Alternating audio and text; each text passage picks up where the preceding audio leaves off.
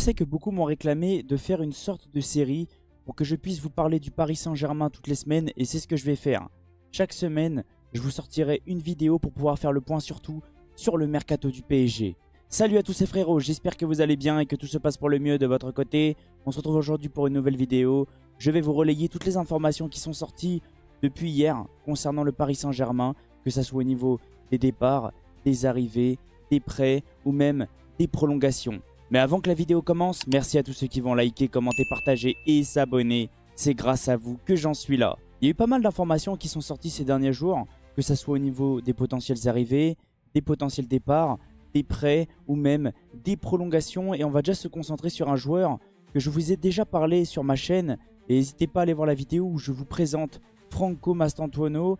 Et sincèrement, depuis quelques jours, je suis assez inquiet. Alors oui, c'est un joueur qui me plaît, c'est un joueur qui m'intéresse. Et je pensais que le PSG était numéro 1, je pensais que c'était son option numéro 1. Et le souci, c'est que le Real est entré dans la dent. Je crois que le Real était déjà intéressé la saison dernière et là, ils sont de retour. Et comme on peut le voir depuis quelques jours, le Paris Saint-Germain est un tout petit peu inquiet. La direction du PSG restera en attente jusqu'à ce que le Real Madrid décide s'il active la clause ou propose un montant inférieur. Si l'offre est proche de celle du PSG, l'entourage de Franco Mastantuono privilégiera le Real Madrid. Et là, comme on peut le voir, il y a une information qui est sortie il y a 6 heures, toujours par ISG Info. Le PSG et Luis Campos n'ont pas encore abandonné concernant Mastantuono, selon Sky Sport GE. Moi, c'est une piste qui me plaît, c'est un profil qui me plaît énormément. Il a l'air d'être Luis Enrique compatible. Offensivement, il est plutôt intéressant. Il est capable d'évoluer en numéro 10 et même attaquant droit, si je dis pas de bêtises. Il est très habile avec son pied gauche, très technique. Il rushing pas, il a l'air de faire les efforts défensifs. Sincèrement, c'est un joueur qui me plaît. Mais comme Luis Enrique n'a pas arrêté de dire, si un joueur n'a pas envie de jouer au Paris Saint-Germain, il n'est tout simplement pas le bienvenu. Au niveau des autres informations qui sont sorties, on va bien sûr parler de Gianluigi Donnarumma. Et cette fois-ci, c'est Fabrizio Romano qui a publié une info. L'agent de Donnarumma, Enzo Raiola. Son avenir, il faut qu'on reparle avec le PSG et on verra, il y a plusieurs propositions. L'Inter, bien sûr qu'il l'aime, mais il n'y a rien d'autre. Pareil pour Naples, a-t-il déclaré à Sky. Sincèrement, moi j'ai envie que Donnarumma reste au Paris Saint-Germain. Alors oui, en début de saison, c'était assez compliqué. Mais sincèrement, c'était pas que lui, c'était tout l'effectif. Le PSG n'était pas en confiance et on l'a vu. Donnarumma fait partie des meilleurs gardiens au monde. On l'a vu pendant sa campagne en Ligue des Champions, le match qui nous sort contre Liverpool au match retour. Le match contre Aston Villa stratosphérique, pareil contre Arsenal. Sincèrement, c'est un très bon gardien. J'ai l'impression en plus qu'il progresse, que ce soit au niveau des sorties ou même de son jeu au pied. Pour moi, il faut le conserver et j'espère que le PSG va réussir à le prolonger. Ensuite, on va pouvoir parler aussi un petit peu des joueurs en prêt. Et on va bien sûr se concentrer sur Carlos Soler. Et oui, beaucoup l'ont oublié, mais il est toujours en prêt. Et il est toujours lié au Paris Saint-Germain. Et cette fois-ci, c'est Di Marzio qui a publié une info. Toujours par ISG Info qui l'a relayé. Le Napoli souhaite renforcer son milieu de terrain et a entamé des contacts pour Carlos Soler avec le Paris Saint-Germain. Si on arrive à s'en séparer, c'est une très bonne nouvelle. Je ne pense pas qu'on va récupérer énormément d'argent, mais j'ai l'impression que Naples, c'est un petit peu un club ami. Ils recrutent des joueurs indésirables au PSG et ils nous vendent de très très bons joueurs.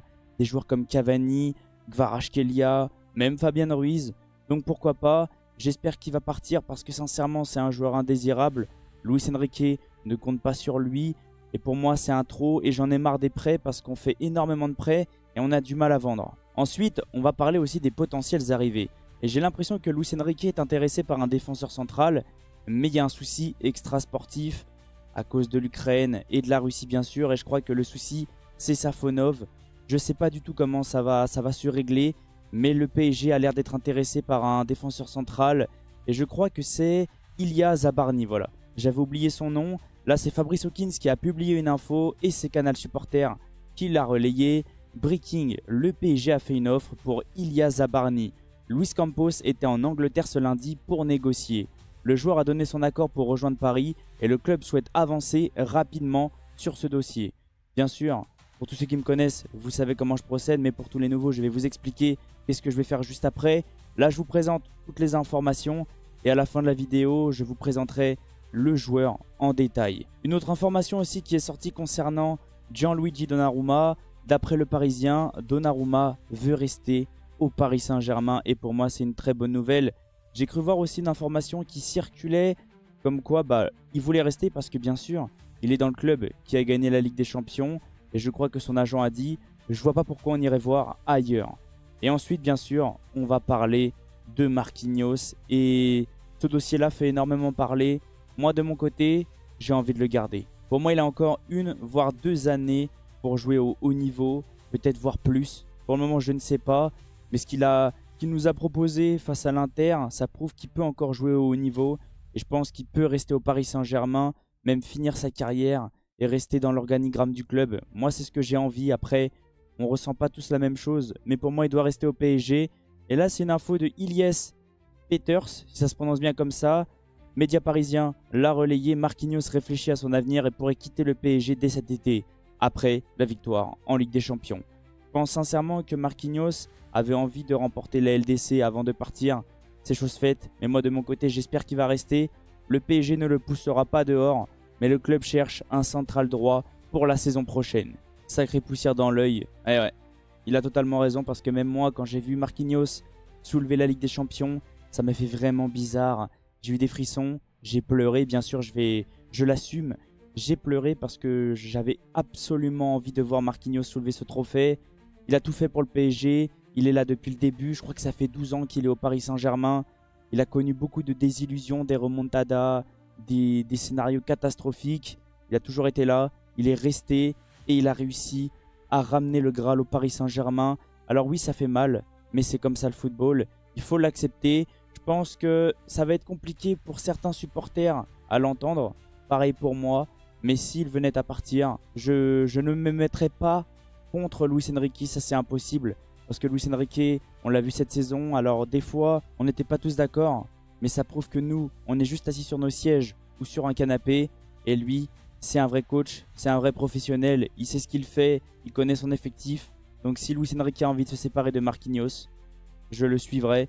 Même si ça me fait extrêmement mal. Et bien sûr, comme je vous ai dit juste avant, je vais vous présenter Ilya Zabarny, si ça se prononce bien comme ça, j'ai un petit peu bégayé, désolé.